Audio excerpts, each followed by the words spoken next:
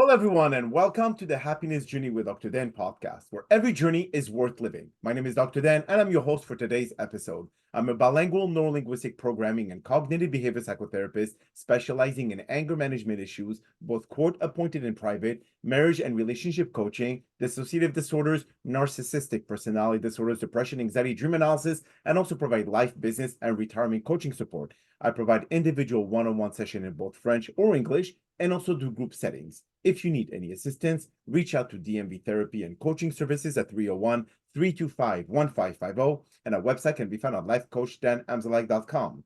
Today, I'm very excited to have for our sixth episode of season 28, a very special guest and intuitive healer, Keana. And just like every of my past episode, I will leave it up to the guests to properly introduce themselves, as no one can do a better job. Kim, the floor is yours. Perfect. Thank you so much for having me. I'm super excited to be here. I am an intuitive healer and life coach. So basically, I help people who are burnout and stuck, especially on their healing journey. They feel like they've tried everything and they can't really figure out what to do next to get the result that they're looking for. And I use a combination of mindset work through life coaching. And then I also use the energetic piece through different energy healing modalities, such as Reiki and angel healing and sound healing.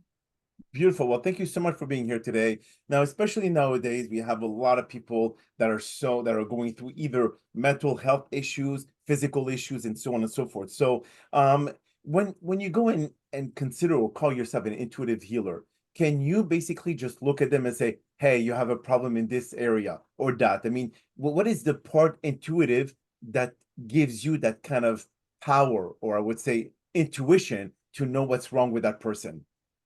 Yeah, so when I work with a client, it's more intuitive to figure out to know what modality to work with them. So, for example, I was working with a gentleman who is a former, he's a military veteran. He was in the Marines, and he came to me to do some EFT tapping.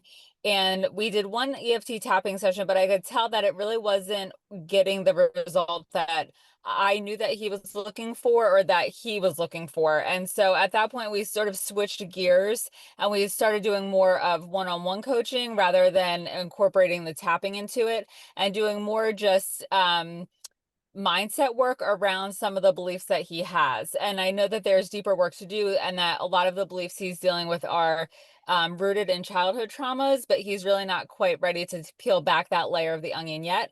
So the coaching work that we're doing is really in preparation to start peeling back the onion to get into deeper layers of doing the work so we can actually really shift the mindset, the limiting beliefs that he has on a deeper level. Great. So when it comes to healing people, is it mostly on the physical aspect or the mental, or would you say it's 50-50 nowadays? For me, a lot of the clients that I work with, it's really the mental piece. So they're struggling with like crippling anxiety, or they just feel lost and they're questioning whether they should, stay in a career that they have, or they are questioning whether the relationship that they have is worth saving or if they should just end it. So it's really about the mental aspect because I feel like a lot of the times when we're struggling mentally, it's actually what's causing the physical dis-ease that we're experiencing. That's so true. I mean, if let's say you're not mentally healthy, the physical will follow, and vice versa. It has to work in synergy. That's a given. So, when it comes to Reiki treatment, Kim, what kind of a process do you take because I know there's like a lot of different question related to the efficacy of Reiki. So, what is your feeling about that? I mean, compared to EFT tapping treatment, and if something doesn't work for someone after a certain period of time, how much time do you give it before it starts showing some progress? Yeah, so I really feel like it's on an individual basis. And so really I'll say that like Reiki is more of a spiritual tool. It clears out the energy that's stagnant in the body. So we have energy centers in our body which are called chakras, and we have seven main ones, and we're like sponges. And so every time we have an experience, good or bad, we are absorbing the energy of that experience. And if we don't squeeze out the sponge, all of that energetic stuff stays within us. And so really the Reiki is a really great tool, as is with the sound healing, is that a lot of times it can act as a tool to get people to fully relax into the experience so that their nervous system is more calm and they are in a more grounded place to actually show up to do the mental work. I see. So in So the yeah, go ahead. I'm sorry to interrupt. There isn't really like I'll say like a designated time, because like on my own journey, I was going for regular Reiki treatments for over a year, and I could feel like things were shifting, but I still feel like there was a piece of the puzzle missing, and it wasn't until I did the coaching that that was sort of, I'll say, the missing piece of the puzzle. So it was like a combination of the energy work and the mindset work that was the magic, like the secret sauce. Oh, okay, okay. So it's not just one modality that will work. It's how you have to combine them. Yeah, sometimes. And sometimes I have clients who want nothing to do with the energetic piece. I'll say, much more like logical black and white thinkers. And then I have other clients who are like, oh no, I just want the energy piece because they're more on a spiritual journey. Okay. So it's really, you know, finding the solution that's going to work for the client and what they're looking to work through. But I feel like and that's where the intuitive piece comes in when I can say like, okay, we've done some tapping, you've released this emotion. Now we need to shift the mindset because you're still having some mindset work that needs to be done. Or we've been doing a lot of mindset work, but the energy piece, you're still not connected to your mind, body, and spirit. There's still a disconnect there. So let's do some energy work to connect you back to your body, to connect you back to the spiritual self that you are. Beautiful. So how long have you been doing this, Kim? I have been a Reiki practitioner for 9 years, and I've been a coach for 6. And then in between, then I've added in the sound healing and the EFT tapping and the angel healing. So did you wake up one day and just say to yourself, this is who I want to be? No, I wish. No. So it was actually my own healing journey that opened my eyes to the different modalities that are available. So I was having an identity crisis because I left my teaching career and I was really struggling with that. And I was really having some unhealthy thoughts about moving forward in life. And so I said, you know, let me go see a therapist. And really therapy is like going on a date. So the therapist that I had wasn't a good fit for me and really was just really pressuring me to take medication to get through the anxiety and the childhood emotional neglect and the codependency, and almost was gaslighting me when I said, no, I don't want to take the medication. I knew that these were all learned behaviors and I had to unlearn them. And so she suggested meditation and yoga, which were both really helpful. And it wasn't until I went to a Mind Body Spirit Fest that I had a Reiki session done and I had some crystal work done that I was like, oh my gosh, there's really something to this energy piece. Okay. So it was my own journey of having these modalities used to help me heal. And I really struggled in silence. I didn't want anyone to know that I was struggling, and in therapy and all of that. And so, knowing how beneficial coaching and energy work is, I really wanted to be able to give that same support and guidance to other people because I really felt like I didn't have it. I see, I see. Now, we see more and more people nowadays, Kim, and tell me if I'm right or wrong. Whenever they have goals to be able to achieve in their lives, they have the tendency to be able to ask for permission or ask for validation from others. And I see this happening more and more on the different social media platform. It seems like they want to get someone's approval before they could move forward. And I know that that has a lot to do with the spiritual aspect or people trusting their own intuition in their career, in their personal life, in their spiritual life, and all that. So, why do you feel that there's more and more tendency of people asking for validation from others?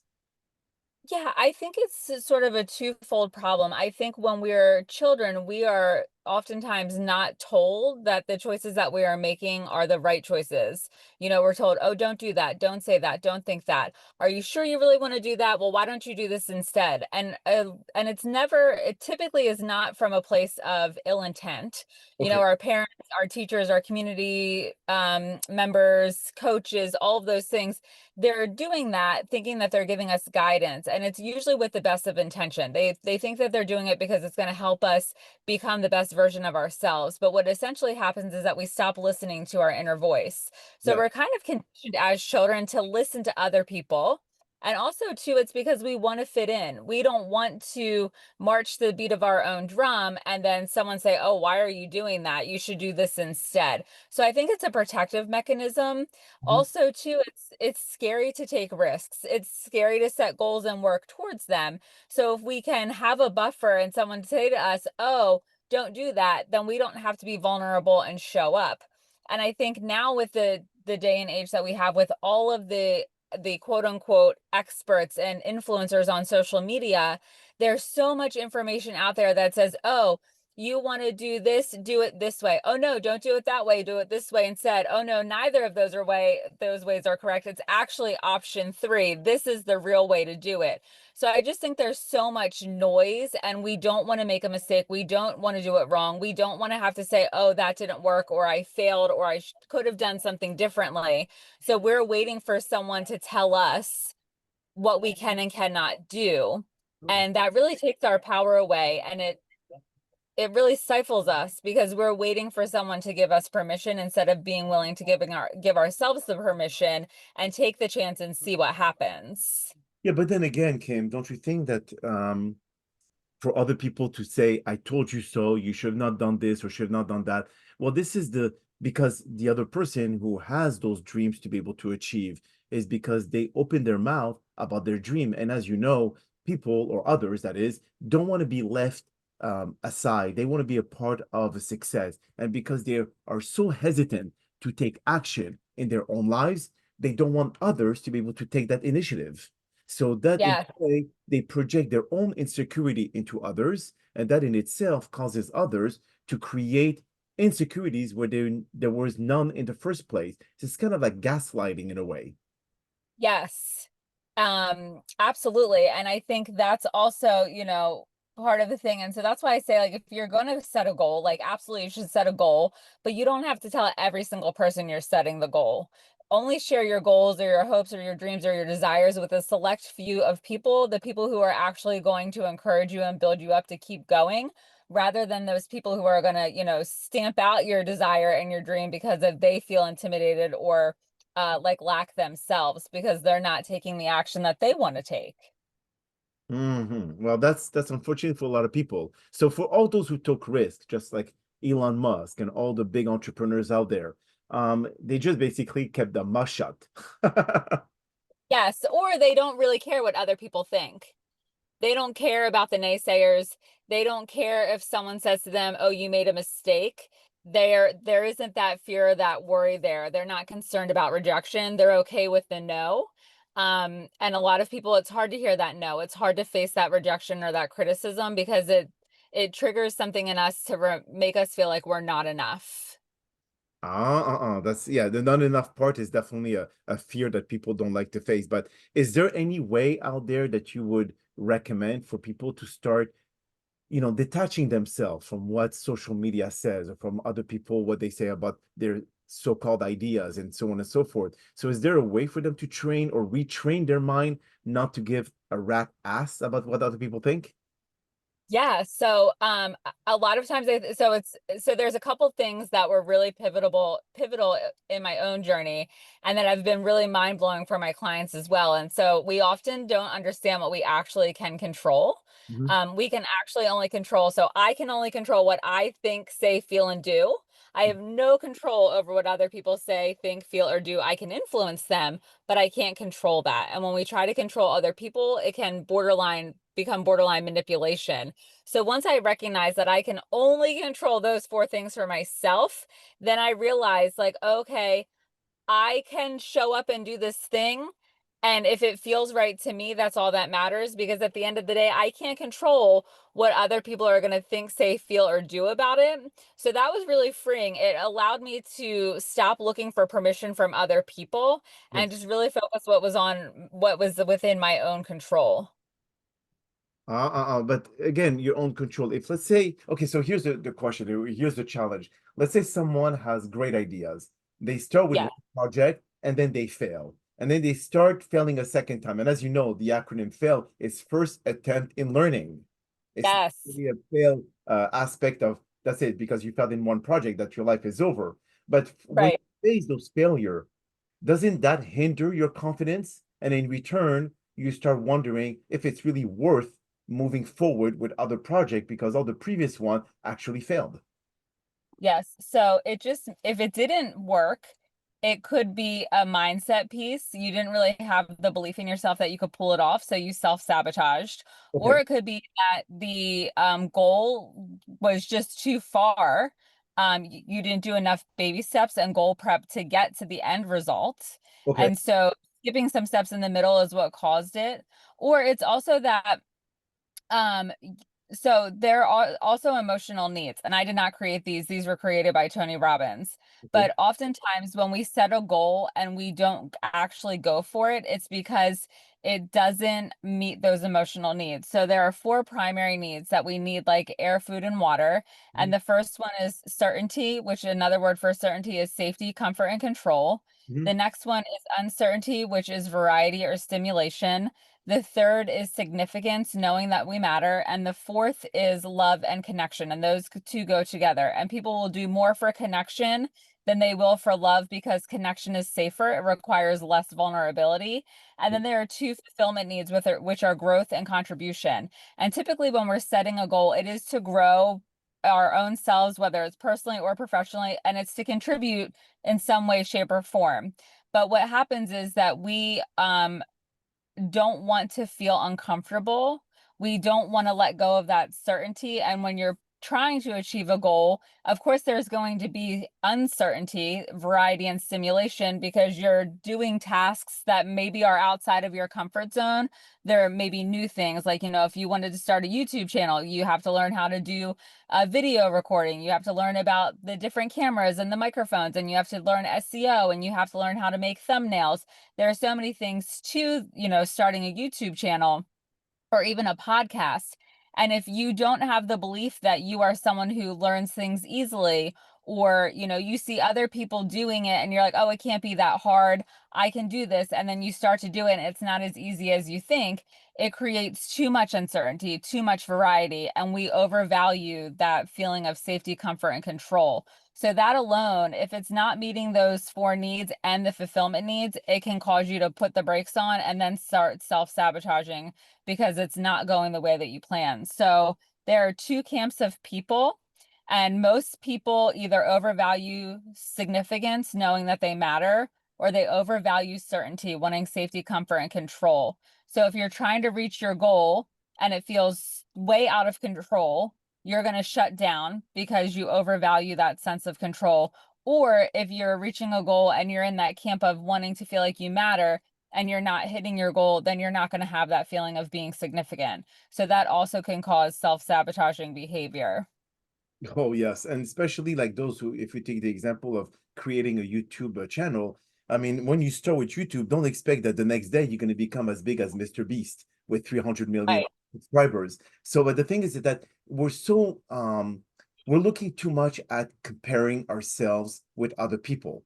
And the big problem there, Kim, is that if someone starts something, they look at who is the best in their field. So for the Yeah. YouTube, you look at Mr. Beast or PewDiePie or all the other big influencers in YouTube. So you will Mhm. always want to be able to aim for that. And when you don't, this is where, oh no, it was not worth it. I'm wasting my time. But the thing is, Yes. you never give yourself the chance to be able to get to that level. So then and again, creates this sense of uncertainty, this sense of comparison. And again, they've been in this business for what, 22 years or so? Yes, of course, Yeah. they're at their level. And why do people expect to be able to be as big as them in 1 week, just like losing weight? If you took a year Yes. to lose 50 pounds, you expect 2 years to lose that 50 pounds. Yes. Yes. Well, and I think because, there are so many different content creators in YouTube land alone that make it look easy to create a YouTube channel. They make it look easy to amass a huge amount of followers. And so it gives this sort of unrealistic expectation that it is so easy to achieve. And so when people are setting out to accomplish a task, really being able to meet those emotional needs for themselves is huge. And that was something that was kind of the aha moment for me. It was like, oh, I recognize why I was miserable in my teaching career. Oh, I recognize why I was in an unhealthy relationship in my late teens and early 20s. Oh, I realized why, in the early years of my marriage, I was struggling and not loving being a stay-at-home parent. It was because I was looking for someone to say, oh my God, especially with my teaching career, oh my gosh, Kim, you're the most amazing teacher. Oh my gosh, the students love you, the parents love you. Oh, your students are making so much, so much progress. So I wanted someone to say, you're amazing. But I also, even though I had, the variety during the day, because I didn't know how the kids were going to behave, I didn't know if a parent was going to send a rude email or a happy email, whatever the case was. Every Monday was the same, every Tuesday was the same, and so on and so forth. And it became very monotonous. So I wasn't getting enough variety, enough uncertainty in my job. And then I wasn't getting enough significance. And I didn't really feel, I had two coworkers that I was really close with, but I didn't really feel like a strong sense of connection in that space. And then also there was, I felt out of control. As much as I wanted the uncertainty, I also wanted a lot of certainty. And it felt very out of control because I had students with some very big behaviors. I had parents who had unpredictable behavior. I had an administration who wasn't always reliable. So I didn't feel like I was in control enough. And so while I was growing and contributing in my teaching profession, it was those four primary needs that really weren't being met in the way that I was needing them to be met that caused that unhappiness. So looking back now, I can say like, oh, I could have flipped the script. I could have created certainty for myself. I could have created uncertainty for myself. I could have created that significance for myself, not needing anyone to tell me that I was doing a great job, but to do it for myself by looking at the progress that my students were making. And then also same, like connecting with not just the two coworkers I had a close relationship with, but making an effort to connect with other coworkers as well. So when we can create those four emotional needs for ourselves, we're no longer needing someone to say to us, hey, you're amazing because you're starting a YouTube channel, or hey, you're amazing because you're starting a nonprofit, or hey, you're amazing because you're trying to pay off your family's debt, or whatever the case may be. When we can meet those needs for ourselves, that's really the game changer. And then if we get them met from someone else, then that's just an added bonus. So in a way, when people go to work and they hate the job that they're in, but yet they have too many financial obligation because obviously they set those obligations to themselves and they buy things that they don't need just to be able to keep up with the Joneses, but then they Yeah. realize, God, how am I going to get myself out of this debt? So they stay in a job because they're afraid not to be able to find another one, and they hate Yep. it. They wake up every single morning with being in a bad mood and so on and so forth. So what would you recommend them to be able to kind of like stop for a second, try to detach yourself from the situation, analyze it, see exactly what is the best course of action? Because if they don't change anything, the world's not going to change them. They have to start from within. So what is the best advice that you would give, Kim, to start making those changes that are so adamant to find happiness? So the first thing is recognizing what about the job is making you unhappy. Is it that you don't feel like your boss supports you or acknowledges you? Is it that the work isn't challenging enough mentally? Is it, that you feel like you're underpaid and overworked? Like, what is it that is so making the job so unbearable? Okay. That's the first thing, because that's the ticket. Because then once you know why you're really unhappy in your job, that will allow you to create the game plan to move forward so that you can stay there long enough to pay down your debt, or actually recognize like, oh my gosh, this isn't so bad actually, because you're changing your perspective around the thing that's causing the pain. Interesting. Okay, that's one. Number two. Oh, for the next step in the process. Yes, that's correct. Oh, okay. Yeah. So first it's acknowledging like what's making you unhappy. And from there, typically like I said, there's the two camps of people. It's either there's not enough control or there's not enough significance. And so chances are most people are unhappy in their job because they don't feel like they matter. So Okay. it's how can you create significance for yourself in your work without having a boss or a coworker or someone say like, "Yay, good job." Making yourself like, okay, today I'm going to get to work and I'm going to get all of my emails answered before lunch. Do that, check, celebrate yourself for that. today I'm actually going to say I'm leaving work at 4:30 and I'm not working late, even if my work's not done, because I'm putting a boundary in place. Check, celebrate yourself for that. So looking for ways to say to yourself, yes, I am matter. I do matter. I am significant. And what I'm contributing here is meaningful. So creating those checklists for yourself. And there's a really great way to make it easy. So there are rules that we live by. And so there are and rules and Mhm. there are or rules. And so typically the reason that we're unhappy is we have these list of and rules. And so when my kids were young, I had this whole list of and rules about when we left the house to do fun things. They had to smile and I had to smile, and there could be no complaining, and there could be no temper tantrums, and there could be no arguing, and we all had to have fun. Well, having a 5-year-old and a 2-year-old, the chances of all those things happening the entire time we were not home was really unlikely. So I changed it. We can have fun if I am smiling, or if Lily is smiling, or if Casey is smiling, or if there are no temper tantrums, or if there is no complaining. And when you have or rules, only one thing has to happen, and then it's a success. So you're basically creating a scenario where you get 100% success rate. And so create those or rules for yourself around whatever it is at work that's making you unhappy, because it takes some of that pressure off, and it can give you sort of the not the light at the end of the tunnel, but it just takes the weight off. It makes things feel more breathable Mhm. and more doable and less constricting and less stressful.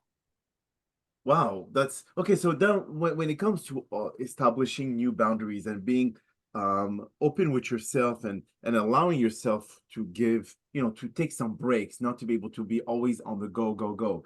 Um, a lot of people have the pressure of life surrounding them or wrapping around them, and you have Yeah. to be able to, like make yourself available to your boss, make yourself so you could actually grow or climb the ladder. So all those pressures when you mentioned a few minutes earlier about putting some boundaries that after a certain time you have to stop work, don't bring work at home, or else you're going to be like working 24/7. So, but people are too afraid that if they do not show value to their employer, then that would just reiterate the fact that they're not valuable enough to stay in that job. So it's kind of like in the same way that they could take some break and put some boundaries, but they're afraid to make or to put those boundaries because then that will have other kind of circumstances. Yeah, so I think the reason that we have a hard time putting boundaries in place is because, well, especially at work, is that I don't know that people always use their time effectively at work, which is what perpetuates this cycle of like, oh my God, I didn't get my work done, and now I have to bring this home. Yes. Instead of saying, okay, I'm not getting my phone out at work, lock the cell phone away in the drawer, and I can't have my phone out so that I can focus completely on my work. Because there are so many times where I'm, out in public and in different situations, and employees are actually on their phones on the clock instead of doing their work.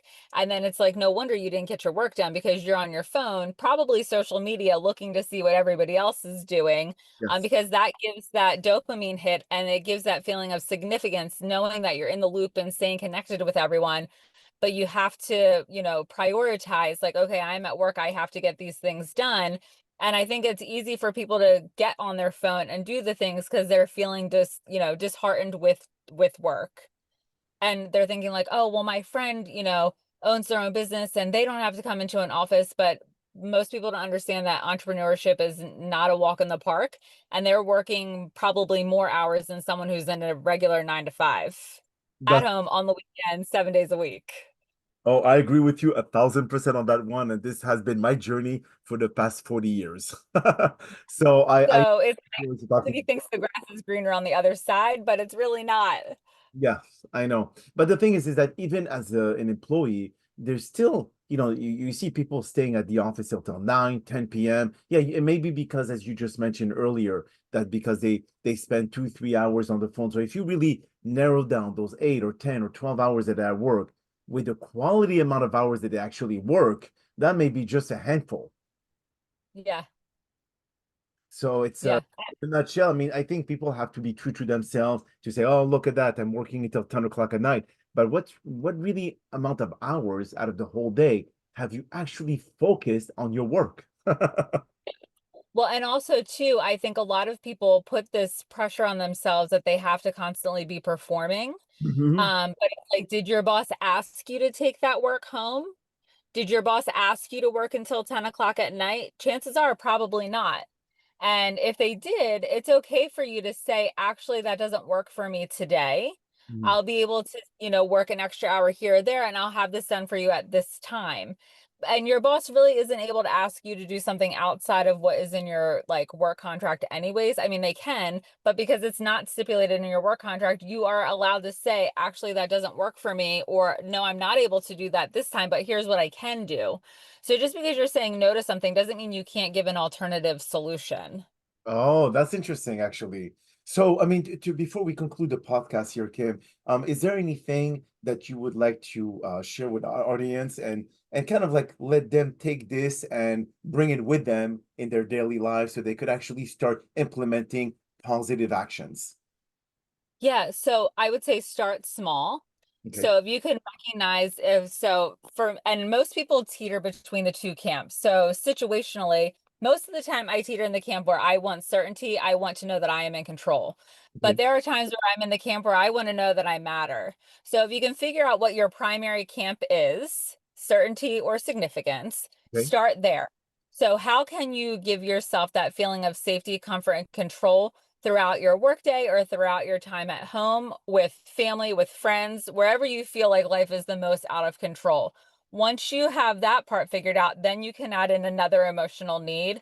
And once you get those two done, then you can add in a third and a fourth. But the really like the big picture thing to keep in mind is that whatever pattern you're running to meet those emotional needs, if it's not allowing you to grow and it's not allowing you to contribute, it's an unserving pattern. So you have to shift it so that it becomes more serving. And so really just starting small with one thing, one emotional need. So because if you try to do them all at once, it's going to be overwhelming and it's not going to be something that they're going to follow through on, and they're going to feel more frustrated and more upset. That is an amazing advice, Kim. And on that note, that is all the time that we have for today's podcast. Again, thank you sincerely for taking the time out of your busy schedule to join us. And we all appreciate your participation and willingness to share your remarkable knowledge with our large and loyal audience. Now, to all the million of listeners out there, we hope you've enjoyed today's episode as much as we did. Now, we're very excited about what is ahead of season 28 of the Happiness Journey podcast with Dr. Dan, featuring a lineup of incredible guests with powerful stories that will continue to uplift and inspire all of you. Now, here are some concluding words of wisdom. Your greatest strength lies in recognizing that your needs are valid and worth honoring by you first and foremost. Now, when you stop waiting for others to give you permission, approval, or validation, you reclaim your power. Now, relying on yourself doesn't mean isolation, it means liberation. It's a declaration that you are not enough and capable of fulfilling your own emotional, mental, and spiritual needs. Now, the more you show up for yourself, the more confident and grounded you become. Others may support you, but now not your source. You are almost. Now choose to be the hero you've been waiting for. Everything you're looking for already lives from within you. My name is Dr. Dan Amzallag, and you may all keep pursuing your amazing journey in life.